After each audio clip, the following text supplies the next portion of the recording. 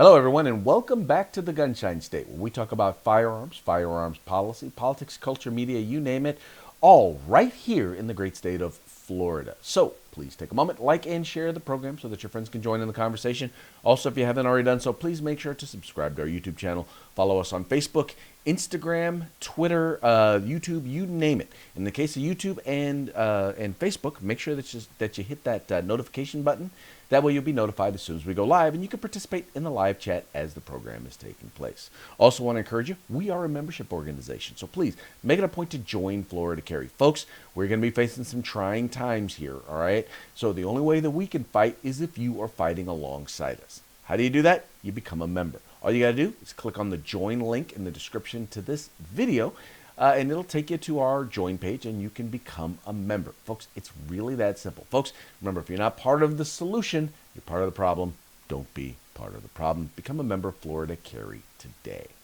All right, so today's show, we're going to be talking over the next few weeks about an event that's going to be coming up in March. It's going to be taking place on March 20th, right? So on March 20th, we're going to be holding our annual camping event. Now, we're not really going to be camping. Well, some of us will be camping, but not everyone who participates is going to be camping. But it's going to be an opportunity where you're going to have firearms policy experts in media, in politics, trainers, lawyers are going to be coming from all over the country and talking about the Second Amendment and the fight in the great state of Florida. We'll have experts specifically from Florida, but we'll also have folks who are going to be able to give you a perspective on a national basis. Folks, you do not want to miss this event. Now, hosting the event is going to be, as you guys know, finding venues for events is not necessarily an easy thing these days.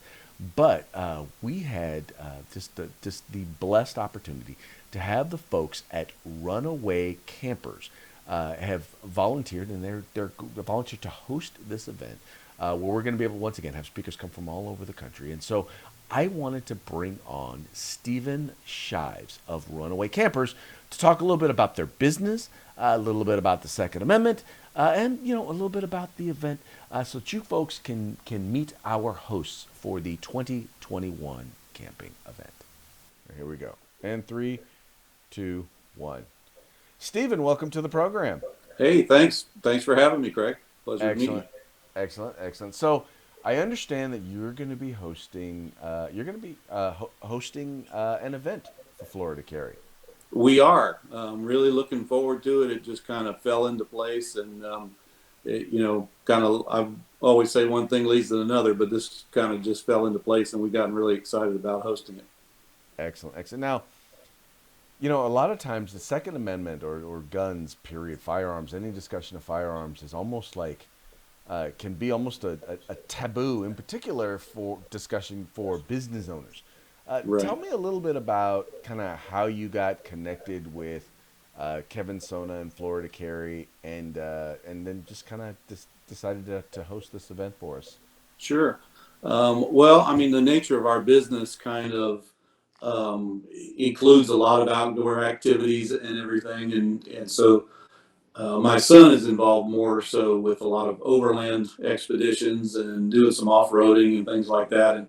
And somewhere along the way, he met Kevin, and they talked about some different things. We've got other friends that are business owners in the community that have a pawn and gun shop, and they hit it off and had been talking about the event coming up, but some things changed as far as their venue and the availability. And Kevin had really just thought about what are they going to do. They thought they had no place to meet, and approached my son about possibly using our facilities for the event. And when my son asked me about it, I said, "Well, that'd be awesome." I said, "We really enjoy being a part of it." So something we're looking forward to now.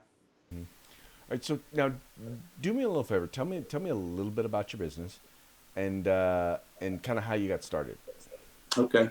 Well, we manufacture mini camping trailers. A lot of people are familiar with teardrop campers. Um, but about 8 years ago, I started in my backyard. I just kind of did a little hobby project in the backyard, and I built a small camping trailer out of some leftover materials that I had.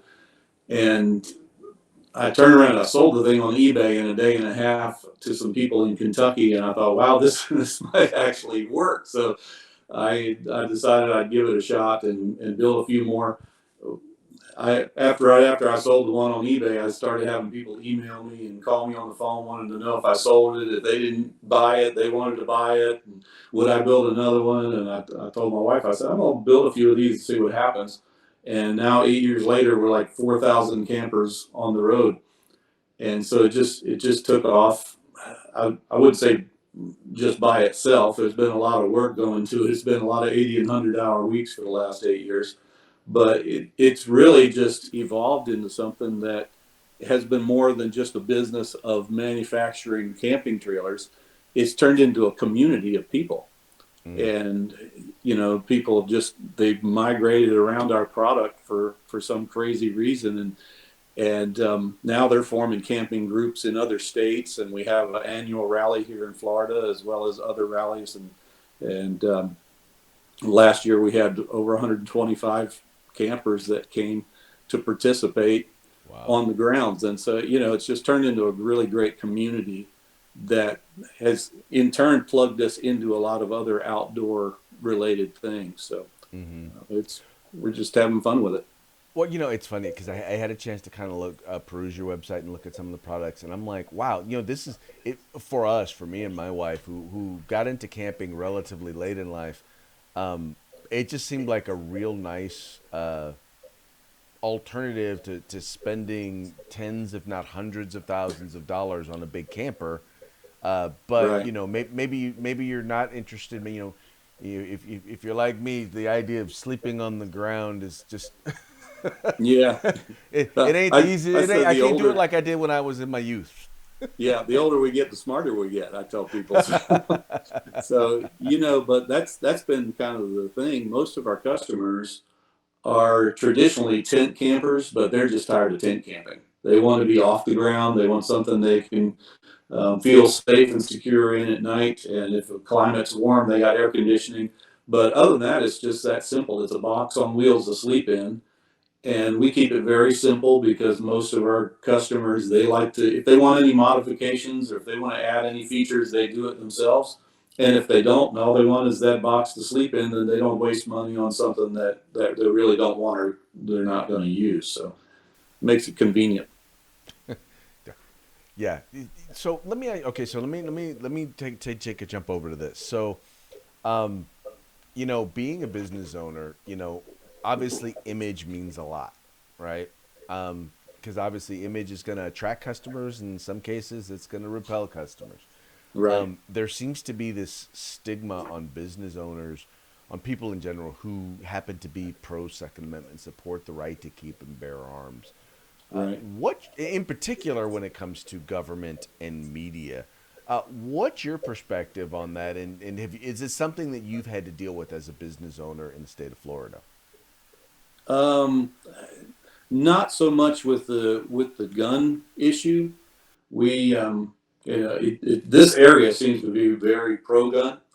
I know a lot of people. I'm friends with a lot of people that have concealed carry permits and have one myself, and we also kind of in the Central Florida area. There's a lot of hunters and everything in this area, so it's not something that's really been looked down on a lot.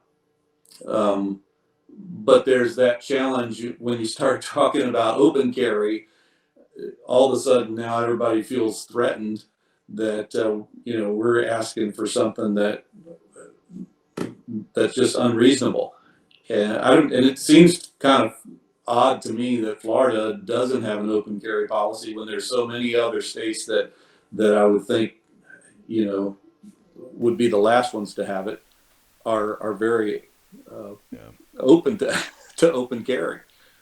So, Right. No, no, you're 100% correct. And I think some of that, I think a big portion of it has to do with the change in culture throughout the United States to a certain degree, where instead of people growing up around firearms and having a certain level of respect for firearms, mainstream media, academia have focused on creating a fear of firearms.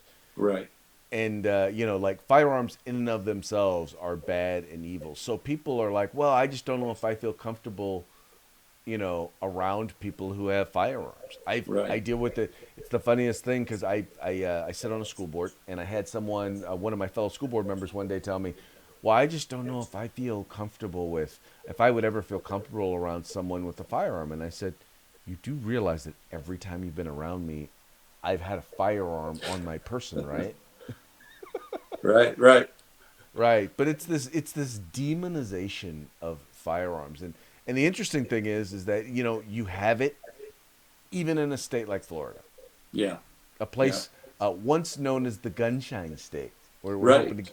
yeah, we're hoping to get it back there. We're definitely Yeah. hoping to get it back there. Yeah. I mean, it was well known fact, and my family moved here from Maryland in the early '70s, Hmm. and it was a well known fact that you could carry a sidearm back in those days, and it was perfectly legal to do, but not very many people did.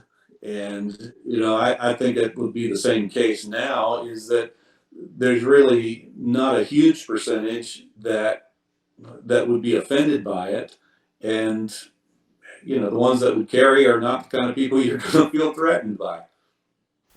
Well, exactly. I mean, most people who carry a firearm they're not doing it for offensive purposes. They're doing it Right. for defensive purposes. Right. Their goal is they want to be able to defend themselves, protect themselves. They want to be able to protect their family. Uh, Exactly. I'm a big believer. I believe it's the great equalizer. It's what makes a 95-pound woman equal to a 200-pound man Right.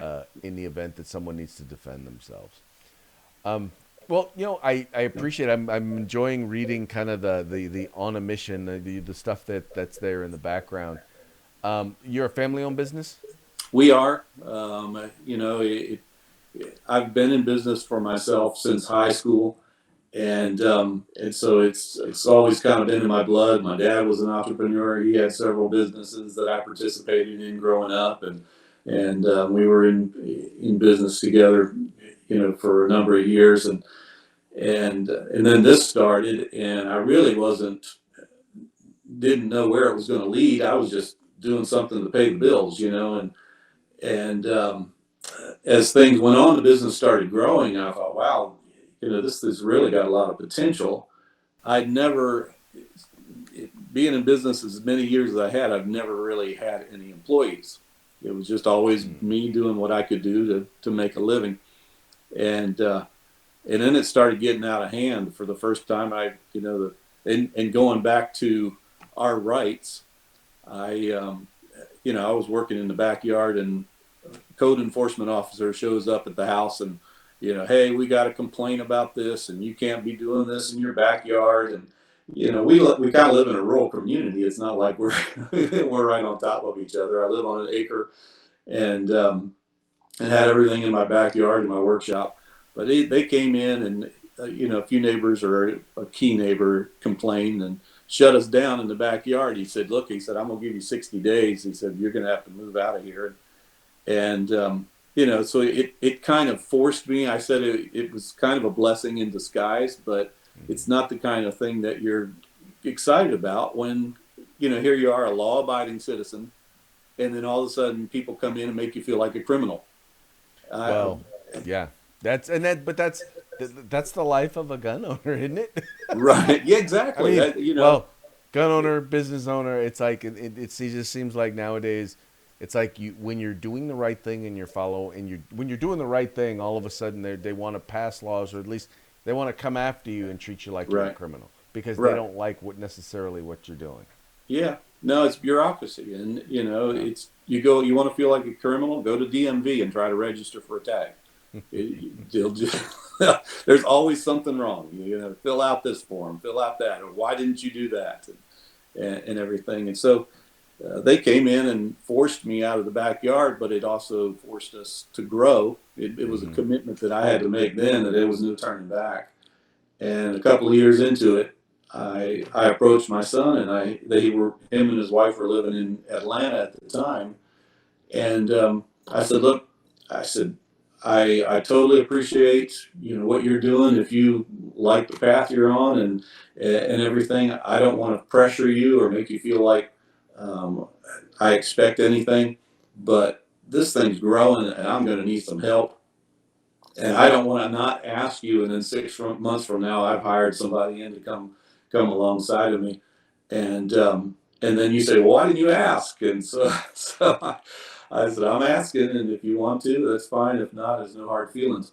But a couple of months went by, and him and his wife thought it over and everything, and made the decision to move back to Ocala and jump on board with the family business. And so it's continued to grow. Now my daughter's involved, and she's working in the business, and they both see this now as an opportunity to build something that's going to be multi-generational. Wow. So that's really exciting for me. It's something that was almost unexpected, as far as an extra blessing, you might say, as far as the business goes, to have our family involved. Well, sir, thank you so very much. Hey, how can folks find you, find your business, and take a look at the campers that you guys build? Real easy. It's runawaycampers.com. Our theme since the beginning is "Don't you want to run away?" And it seems like at the current state of affairs in the country that we get more and more people calling up and say, "Yes, I really do want to run away." But runawaycampers.com is our website, and we're also Runaway Campers on Facebook as well. Uh, Connect with us there. It gives you all the information to email us. All of our information about our products is there as well, and how to get a hold of one. Well, sir, thank you so very much. I am very much looking forward to meeting you in person in March at the camping event. It's going to be a lot of fun. We are too. All right. Thanks, Craig. I appreciate it. Well, I appreciate you coming on the program. Ladies and gentlemen, Mr. Stephen Shives from Runaway Campers. All right, folks. Well, hey, that's going to be it for today's program. We very much appreciate you guys tuning in. We appreciate you liking and sharing the program and telling your friends about Florida Carry, Florida's premier Second Amendment civil rights advocacy group. Talk to you guys again real soon.